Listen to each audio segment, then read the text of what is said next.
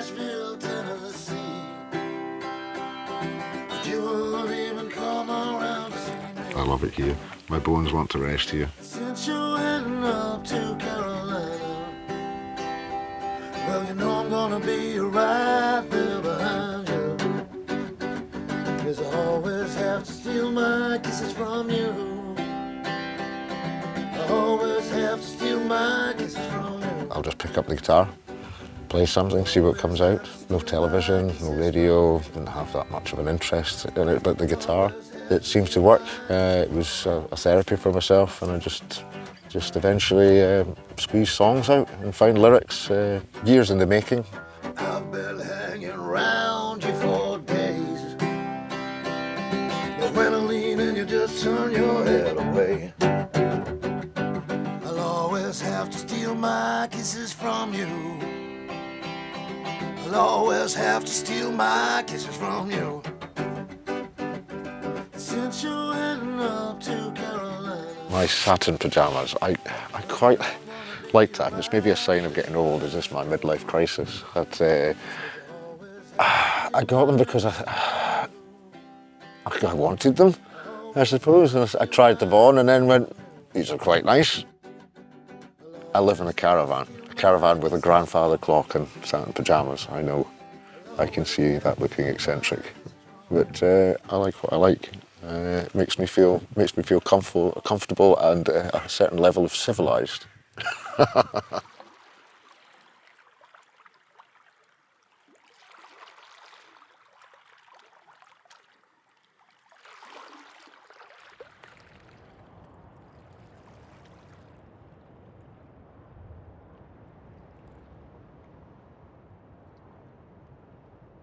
David Beaton arrived on the island of Rum 19 years ago, following a ceilidh band, and he never really left.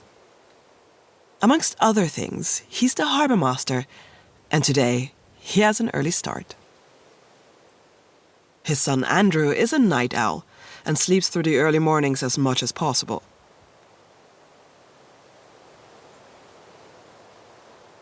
Who knows what life will bring? It's all whatever my son needs. That's what I would devote my life to.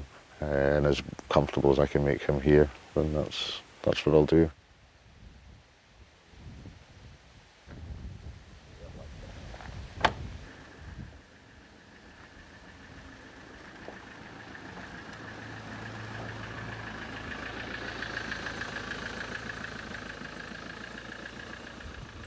Rum is part of the Inner Hebrides, in the north of Scotland, fairly remote. It can be reached by a ferry in 2 hours, but it's impossible to get to in bad weather. For a long time, Rum was known as the Forbidden Island, privately owned and mysterious. The Forbidden Island, because you weren't allowed to land here in the past. You had to have your own passport and things, and it was basically an island for hunting for royalty and the well-to-do. They were up to their own things, whatever they may be. And yeah, they opened fire on anybody coming in with the boat.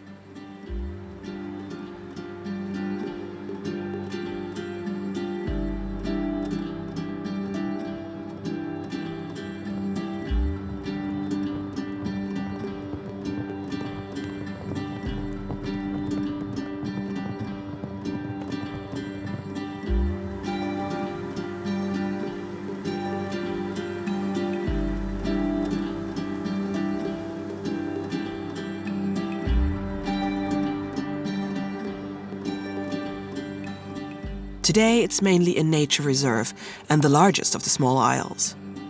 Only about 40 people have made this island their home and have created a unique community.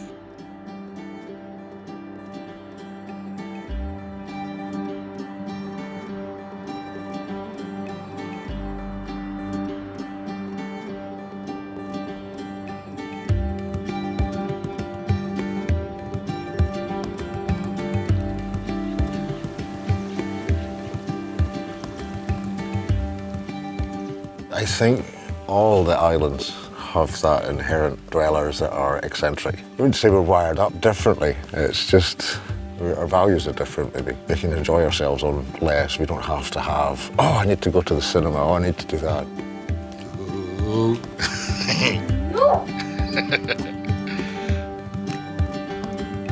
Quite a big one.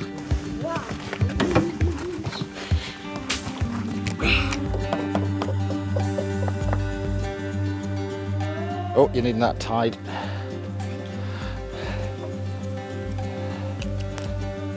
Need to let him to do this, you said. Oh, there's a leak. It's sprung a leak. Ah! We'll try another one. These balloons. Come on, I'll get one.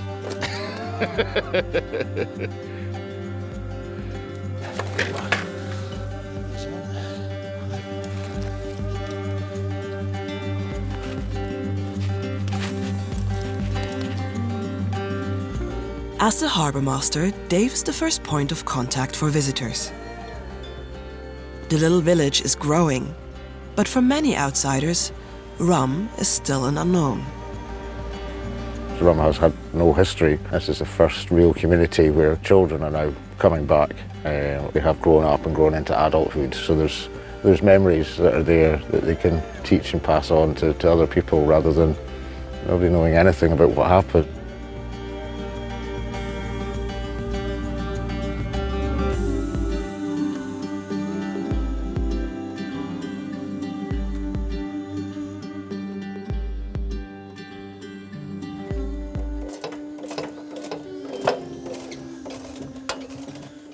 Every Friday, Dave is also the one responsible for picking up and delivering all the goods to Rum's post office, which is also the only shop on the island.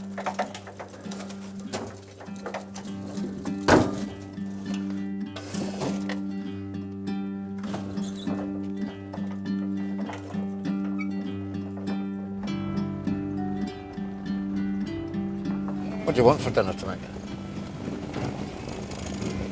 Mac and cheese, macaroni cheese, macaroni cheese. Sorted. We all don't stray far from the plug, with Rum being the smallest inhabited space with the largest amount of room. But that was where the infrastructure was put, and we were all quite comfortable in our houses with our strong internet connection, and just getting on with it.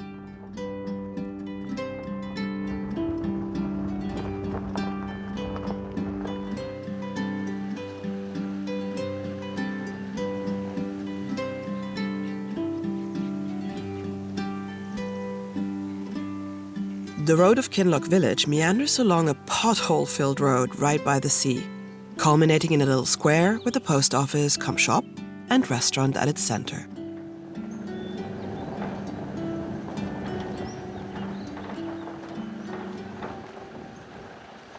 When we get to the post office, there's everybody there. Kim that does the tea shop, she'll be there.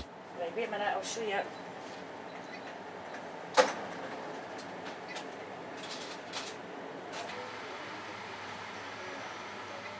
Then there's Jed, Ginty, and whatever other volunteers are there to take the stuff and put them to their relevant points quickly, and it works well. But at that point, it's in between boats as well, so if we've got any day visitors, the longer we take the stock away so that the shop can reopen, so that people can get a cup of tea, can get an ice cream, there's that 10-15 minutes where you do have this bustle of everything happening at once.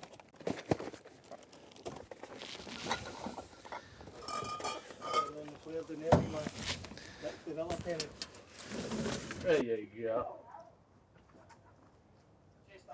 On you go.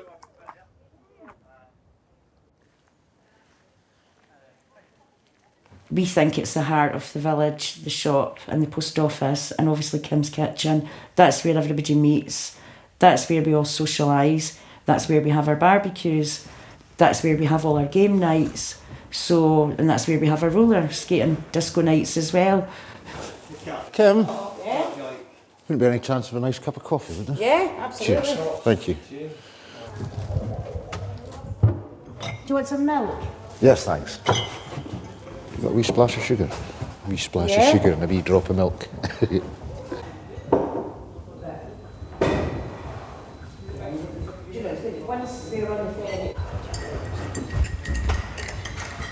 So I'm going to go off. Are you? Yes. To a music festival, so you're in charge. What could possibly go wrong? Well, exactly. The lobsters on the boat tomorrow. Excellent.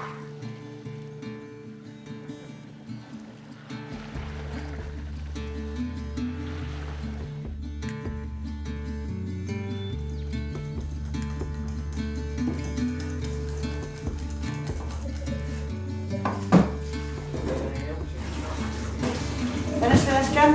Yeah. Just basically the wash these. Right, okay.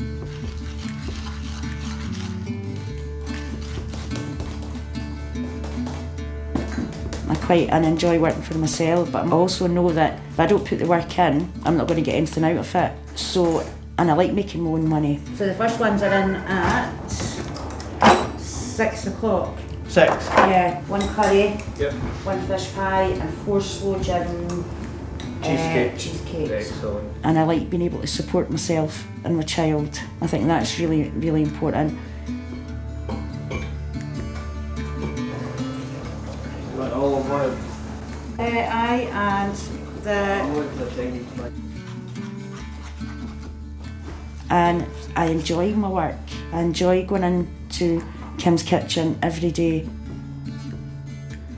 Even though it can be really, really long hours, sometimes it can be 13, maybe 15 hours a day, and sometimes that's going to be like that for 4 or 5 weeks and you don't get a day off. But I enjoy doing it.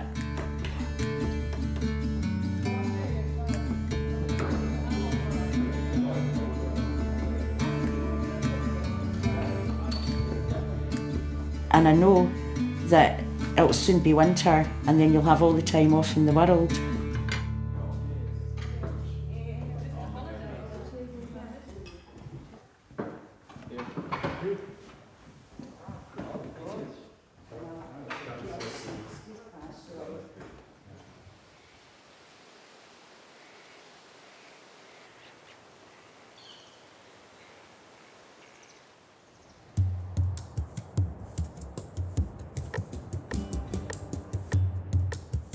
Rum seems to have its own weather system where it could be perfect weather everywhere else, and Rum has this cloud and it emerges out of it.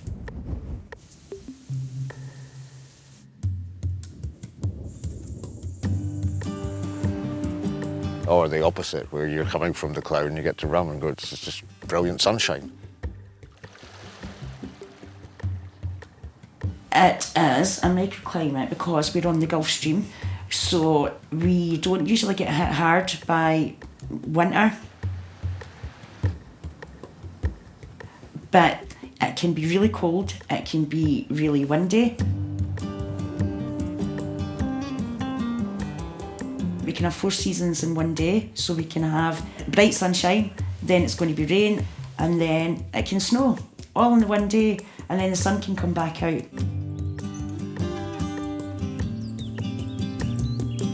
So we kind of just get used to it, and we just make sure that we've got the proper gear on so that we don't get caught short.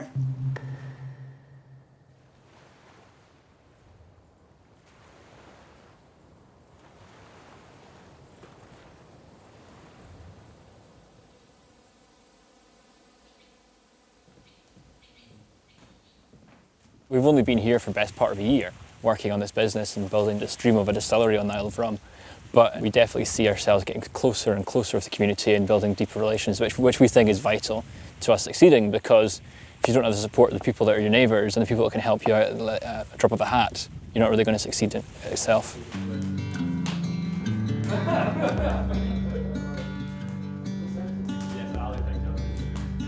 The Askeval rum that the guys make here, a fantastic bunch of lads that have come up and really just been wonderful with the enthusiasm, the drive and the quality of what they've made here. It's nice to be a small part in helping them with a business that's going to grow and develop and provide more employment. I can't believe this is their first shot and this is what they've done in hit number 1. I can't wait to see their greatest hits. It's quite exciting, and it's been joked about for years. Oh, rum from rum. Oh, and now we have it, and it's a fantastic thing to be having.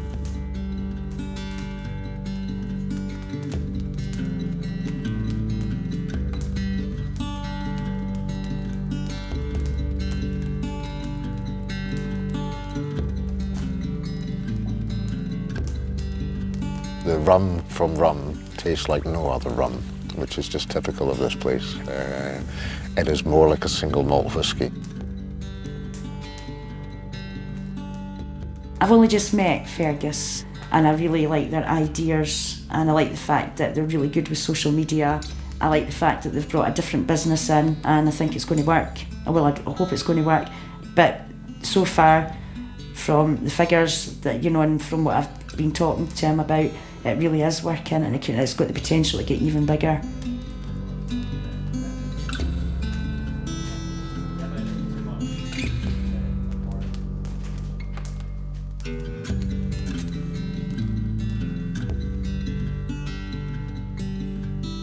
Island life happens between the focal point of the harbour and the post office, a length of about 3 kilometres. And on the way, the landmark of the legendary Kinloch Castle, built by the Bullock family. I remember the first time I got the ferry across, and we were just standing on the bow, and you think, this is mental. Like, you just get greeted by this whole host of trees, and the centre line down the middle of the loch is just this red castle.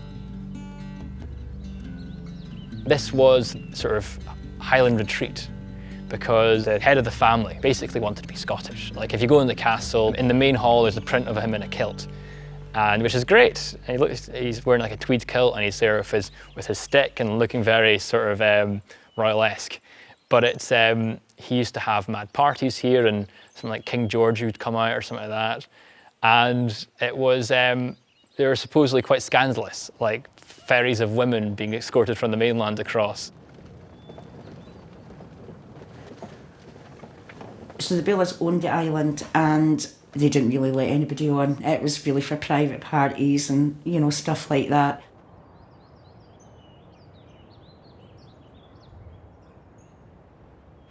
Then Monica, the daughter, she left the whole island as a nature reserve so that it would be protected.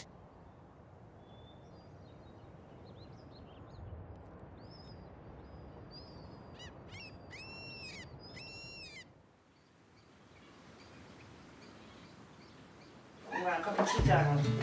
I'll have the tea bags.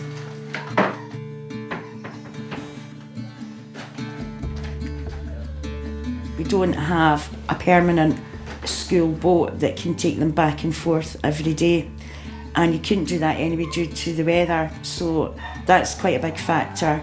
So therefore they built this purpose-built hostel for the island kids.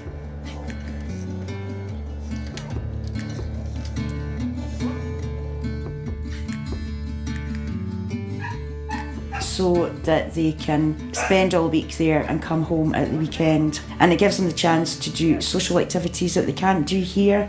So there's youth club, they've got the swimming, they can go cycling. So there's lots of different activities that they can do there that they can't do here.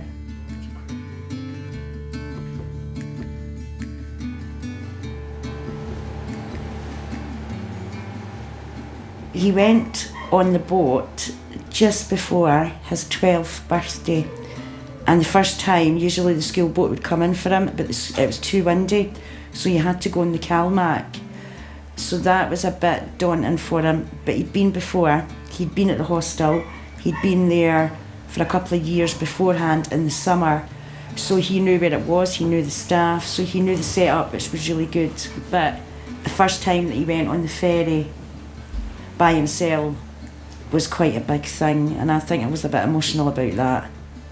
If I'm right, you owe me 20 quid, no, 30 quid, Tenner.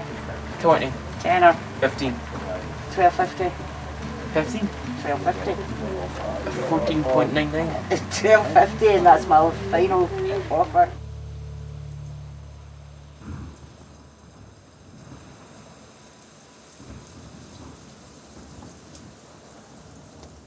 The weather on the island can mean being cut off for weeks, and having to order everything from the mainland can make life here a little frustrating. Not to mention the biting midges. However, the natural resources mostly compensate for that, and the islanders have learned to leverage this.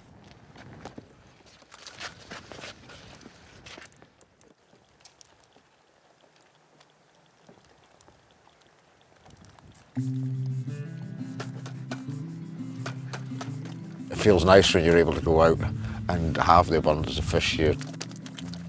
That's quite a big eel. There's one gentleman here who loves eel, but he's not here at the moment. And the eel catch I got for him, it went back.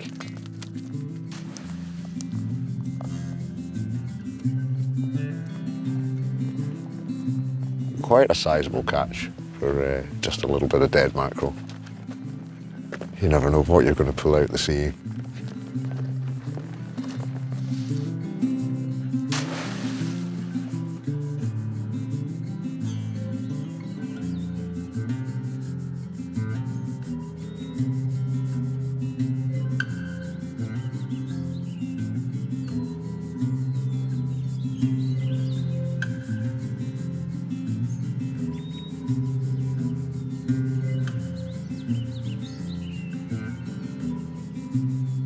We don't have a pallet lifter on the island, so we had to get all of our bottles into our building, and we ended up doing it like Stonehenge, where we had rollers of wood, and we'd push the pallets of like almost a ton onto the rollers and just roll them straight into the building, which was... Yeah.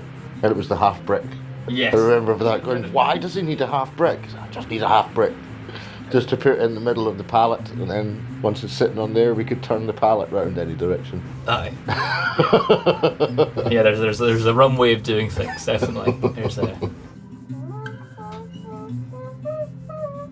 It's a sort of place where if you get onto the island and you forget one tool, you've got to sort of, there's no way of getting it, so you've got to be really, really imaginative about the way you do things, which is a steep learning curve. Yeah, it's a very steep learning curve, but thankfully you've got a lot of tools cut about as well. 17 years of collecting things. Yes, 100%. Yeah, it helps.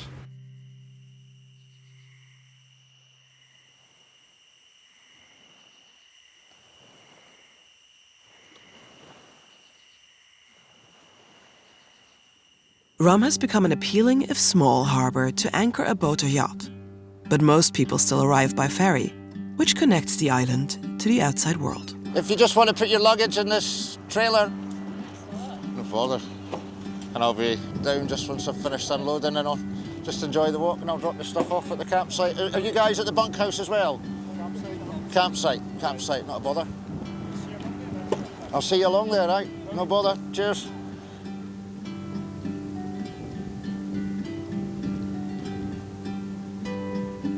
Passengers going with us? Yes, Angus, we'll just get them down.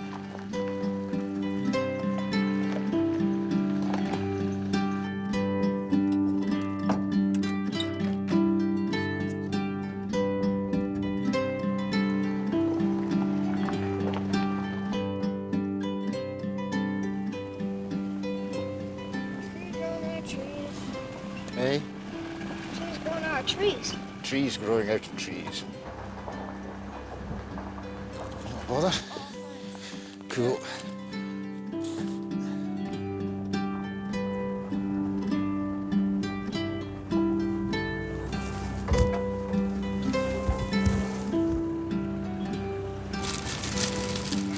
Sorted.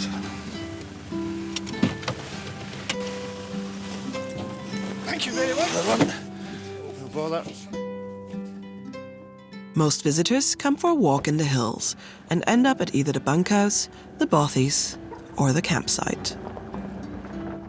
From May to August, there's a relative bustle, a stark contrast to the winter months, when social contact is the most important thing for everyone's mental health. As always on Rum, most social gatherings revolve around food.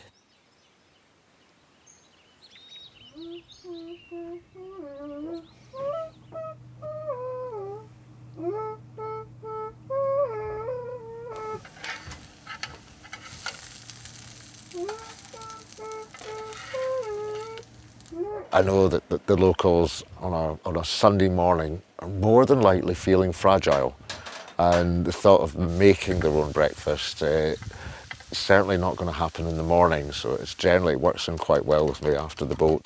Trying to get all the timings right and knowing what some people like, knowing how they don't like it. So I quite like people being fussy, and I like cooking. It's a way of making people happy, and I enjoy that, and I get the community round.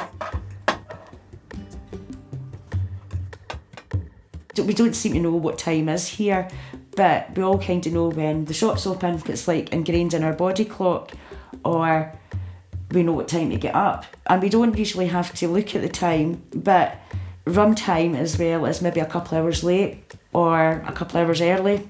There's never that in between. None of us are ever on time.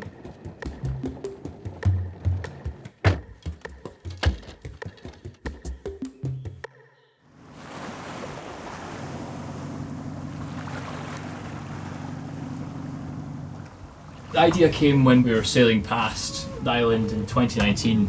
All of us are sailors in the business, and we thought it'd be a good idea to make rum from rum, as basically everyone has who's ever sailed past the island.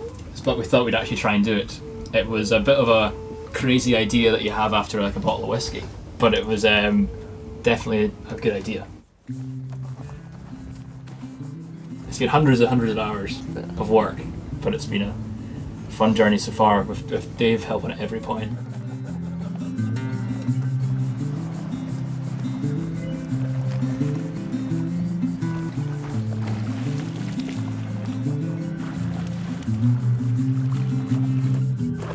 Very good. There we are. Some people use sugar kelp and other things like that, but we try to use bull kelp because when you roast the bull kelp, it gives that sort of dark chocolate umaminess, so that it gives it that depth of flavour that you sort of get from whiskies. Keep it to yourself, Doc. You helping, boss? Yeah. Great.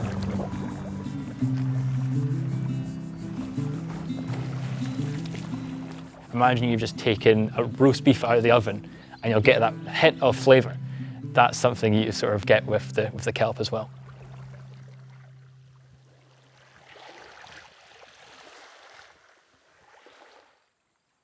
Kim's Kitchen famously does brilliant things with venison, and today, Dave rows over to help with the butchering. Not that Kim really needs the help. She's a natural at that too.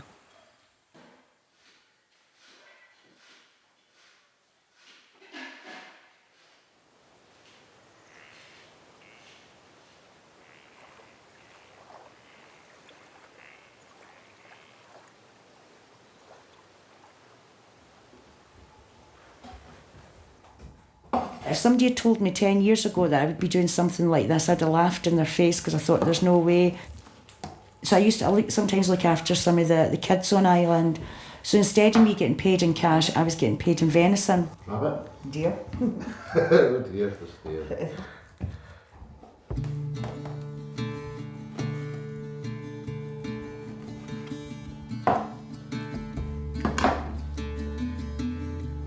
Perfect.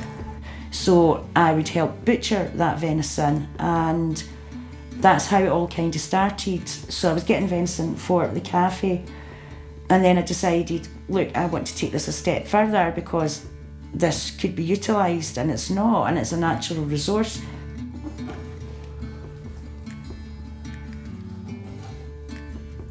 I was helping Kim, just processing a leg of deer. The venison here is absolutely delicious. The things that Kim can do with it as well, fantastic. Her venison lasagna, everything she does with it is fantastic. It's just nice to be able to, I suppose, sustain ourselves from the natural resource, which is one of the biggest resources we have, is the red deer.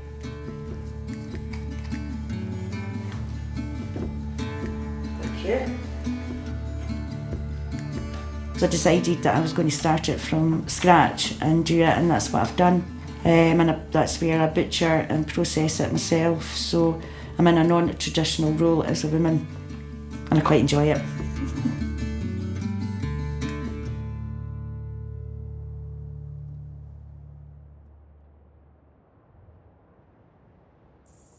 Rum doesn't have its own dialect, and no one to carry the memories, the wisdom, and the traditions of past generations. In 1826, 400 people lived on this island. 2 years later, they had all been forced to leave their homes.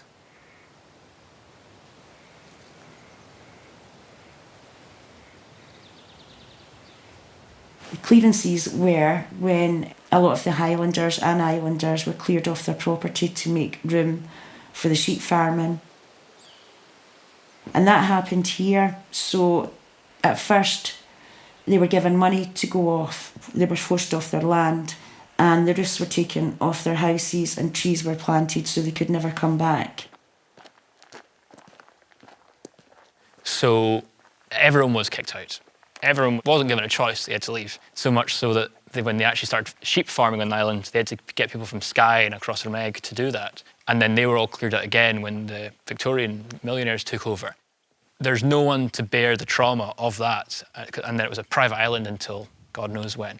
I would say the scars are the potential of what it could have been. There's no one that can sit down and say, my great-great-great-grandfather works these lands, where in other islands that's the case, and you have this sort of bond with the land. But there's just no bond like that. So it's basically, the way we see it, it's a complete clean slate.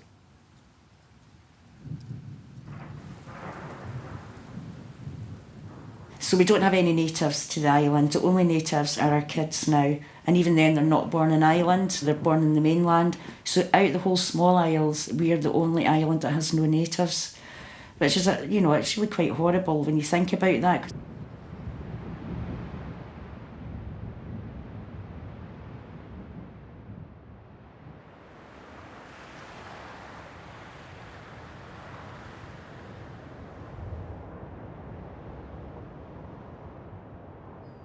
The romance of the simple life and living off-grid it sounds romantic. It's hard work. It takes a lot of preparation mentally and with the physical things that you've got to do, just making sure you've got your gas enough to last through, because if you run out of gas, you can't cook or you can't heat your water, you can't do this, and you've got to live with that mismanagement. If you've allowed yourself to run out of that, then that can be the last little straw for a lot of people that aren't used to this sort of way of life.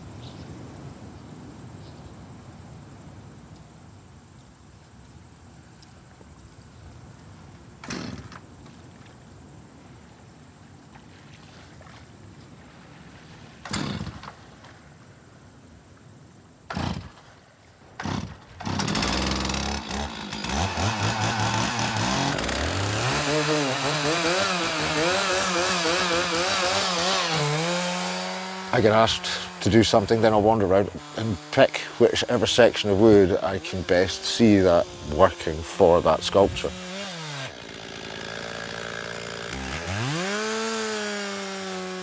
Be it the movement of the grain of the wood, how knots would sit or lie, branches coming off, so that would give strength to a certain part of the sculpture. And then after that, it's very touchy-feely, very just feel the fear and get in and go for it. And then as it goes on, things present themselves. It's almost like a dance, I suppose, and not a lot of thinking.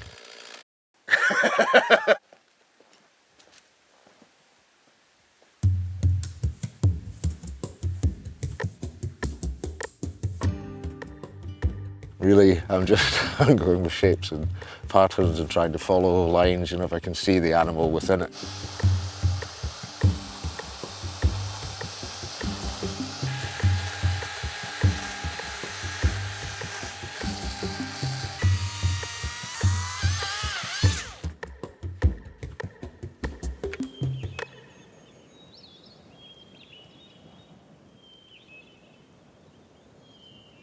My father was a daft hand. Any tools that he could get a hold of, he was quite a handy man. And now my son, who's got into clay stuff, he says, "Oh, Daddy, you doing wood? I work in clay." So, okay. So I find myself making armatures for his weird and wonderful sculptures that he wants to do, which are all related to cartoons and movies. And he just does it all from memory as well and just sets to it, and out it comes. Some of them are quite brilliant. I'm quite proud.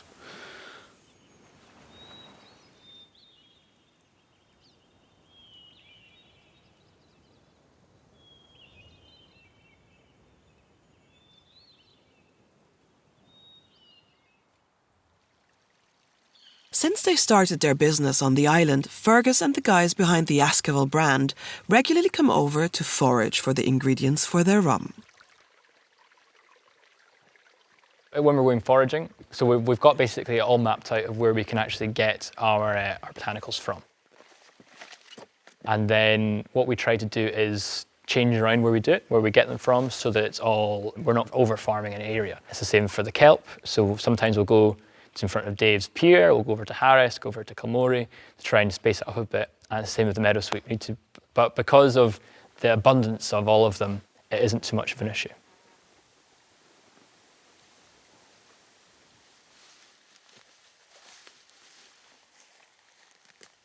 With new businesses and new human additions to the island, thoughts turn to sustainability, quality of life, and managing and protecting Rum's natural resources.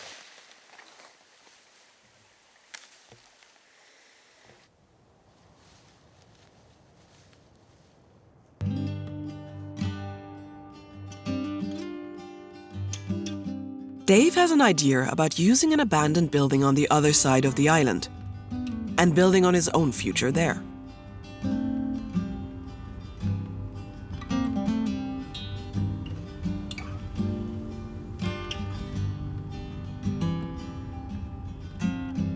Harris being, I'd say it was 10 miles, which is 13 odd kilometres. It's going to take an hour to drive down there normally. It can be done faster, but again, the roads just don't allow that. And the vehicles don't like it either.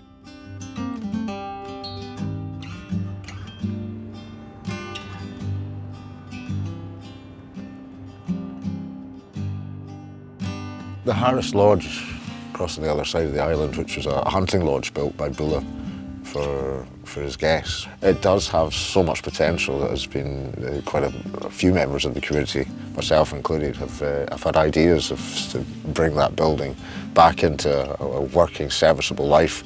I, for one, would love to change it into a bunkhouse.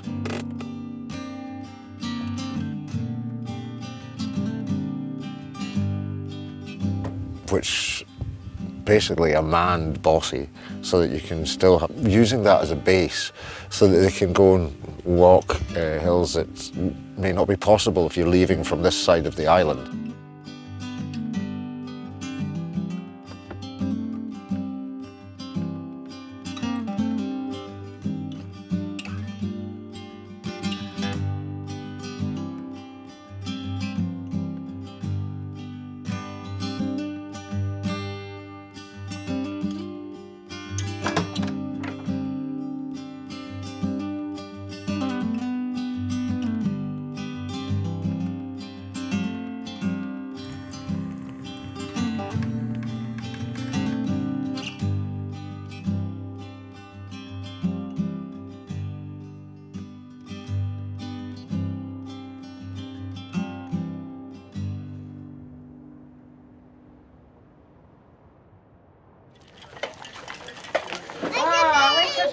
Leslie.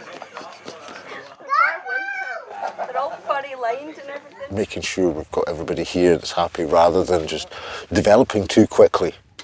That's walking before you run to the business. Yes, we need more people coming in. Yes, there is potential for it.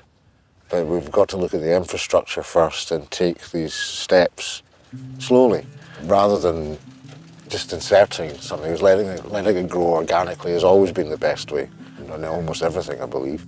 And making sure that we were looking after the members of the community that we have here just now. Do you want this in the kitchen? No, that box is just on the slab will do, because that's the mackerel. So I'll pepper everything outside and save it. Very good.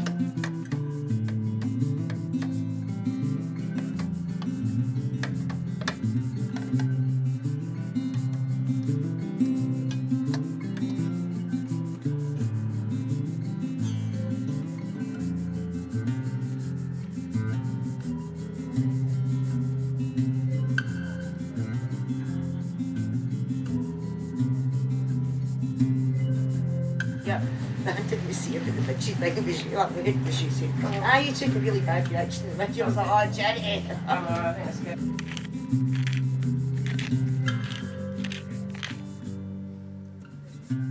We're certainly a community. We don't all get on all of the time. If we did, that would just be weird. There's a lot of us that have got our own different ways of thinking, and that's everybody's right. It would be very strange if we all got on and went, yes, we're all going in this direction. I'd rather have frictions and points brought up that are valid points as well. You can't just have I don't know, it'd be like a cult, I suppose, instead of a community. Never be without a Guinness. And so we went up about 9:30 and the cloud came in and like we just started seeing these like shapes swirling about. They might not deal with social isolation, particularly in the winter. You can't just pop out to your normal supermarket. You can't just pop out to go shopping for clothes or for electrical items. Everything has to be planned. You have to book your ferry tickets, you have to book the car on, and then you have to think about getting all that stuff back. For most people, it's great, but other people, they just wouldn't survive here. And out the side door of the van, right on the carpet. And me and him have been sleeping all afternoon. Excellent. Nice and dry. I've given him a bit of cooked ham and that. Good boy. Are you ignoring me? Yes. Are you finding a present? Oi, obedient one. Hey? Are you ignoring me? Puppy. I met Dave probably about 8 years ago. I stayed at his house with my son for a couple of weeks. He's super talented, he's good at odd jobs, and he can fix quite a lot of things. He's a pier master. And he's also really good fun. And once you meet him, you don't forget him, so that's good. And he's a really good friend. Well, we're kicking back our feet, today is Sunday. Kicking back our feet, tomorrow's Monday. But we don't mind, cause we have had a fun time.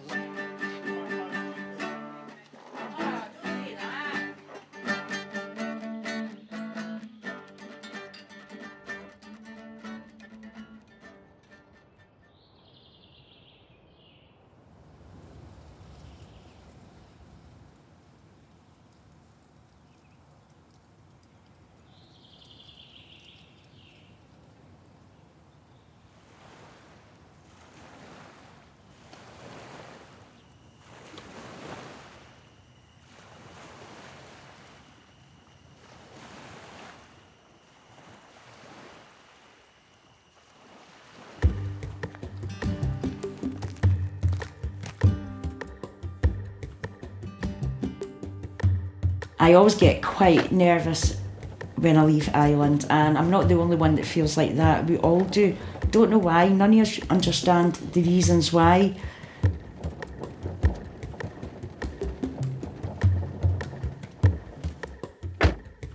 But we have to make sure, double check that we've not forgot anything. But it's just the whole concept of going off island, leaving behind your life, even though you want to go off island, because it's so different in the mainland.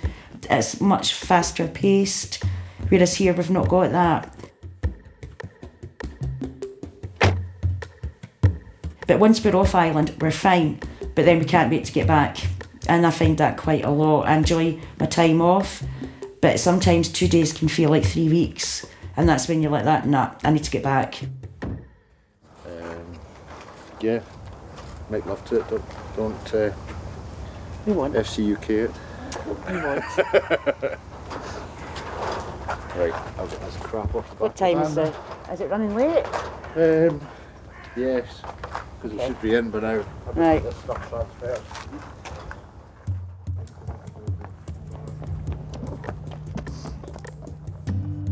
We have mainland clothes and we have island clothes, and we don't wear our island clothes on the mainland, so we might have holes in our jeans, holes in our leggings, and that's just the way it is. But then you wouldn't dare dress like that in the mainland. You make sure you've got makeup on, but you would really don't do very much of that here.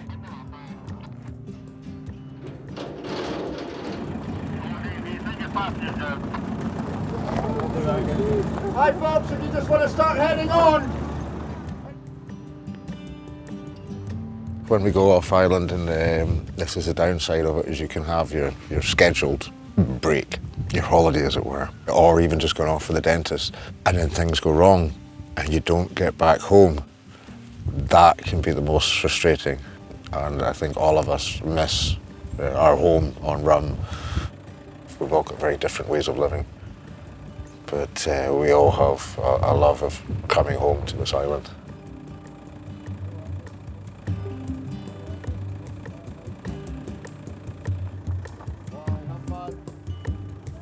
Just seeing people coming and always leaving on the island is just inherently like that. I mean, there's been quite a few friends that you've grown to love them as people, friends, neighbours, and then the ferry takes them away. You just have to deal with it, really. It's almost like having children. You've only got them for a short time, you've got them on loan, nothing's a guarantee. And just make the most of the people whilst they're here. I suppose it's like love as well. If they love you enough, they'll come back, say hello, hassle you for a cup of tea.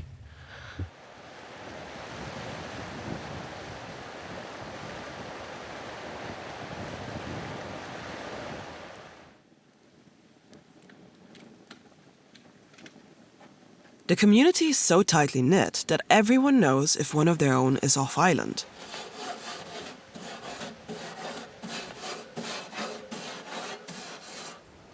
Living here means depending on each other to help out. So Kim often ends up in the shop or as the postman, and Dave is everywhere.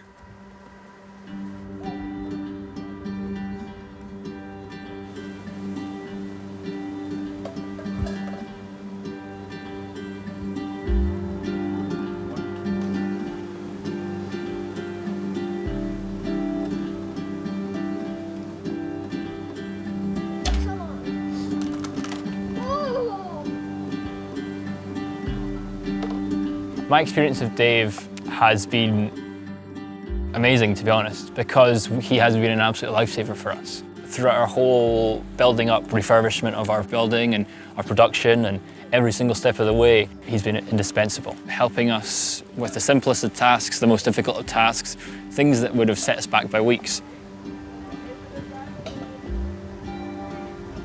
Dave will turn up in his van with the tool that we never thought existed, using it in a way that didn't seem very comprehensive, and it'd fix our problem in 30 minutes where we thought we were done. And yeah, he's been really valuable to us continuously.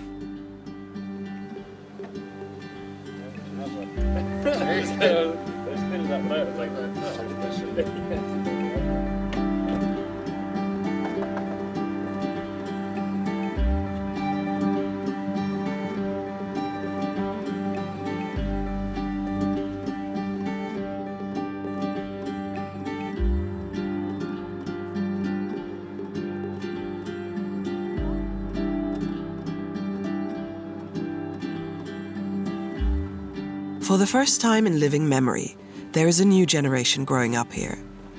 The island is changing, making space for new developments and new dreams, trying to retain its beautiful, eccentric, and unique way of living.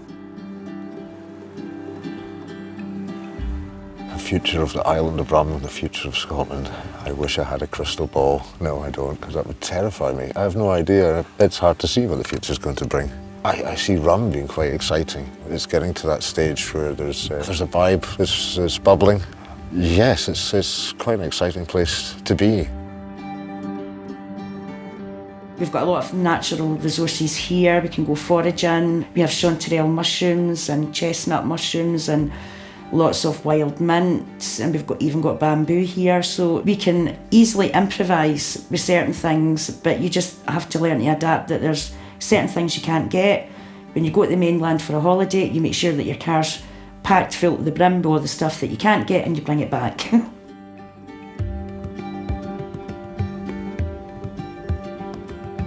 I see the future of the island as a very prosperous future because of what the community are doing on the island. All their entrepreneurial spirits and banding together to create more of a brand about the island is a really good steading towards building a more, like a much more exciting place. And I think a lot of us may be stuck in our own wee ways, but we need to also look to the future and see how we can redevelop the island to a certain extent with the existing infrastructure so that we can attract other people to the island later on, but so that we can secure some sort of future for any of the kids that want to come here, but for the long-term residents and for residents that are still to come. One thing does not change, though.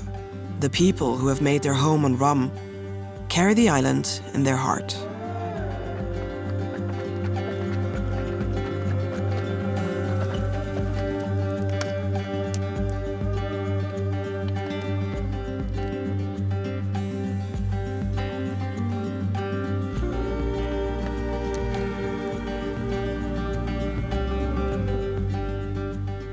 found a place that just knitted with my soul, as it were. I didn't want to leave, still don't want to leave. I've gone through my trials and tribulations here, and I still love the place and don't wish to leave. And I'm sure that's the same for a lot of the other residents here. It kind of ruins you for living anywhere else, and why would you?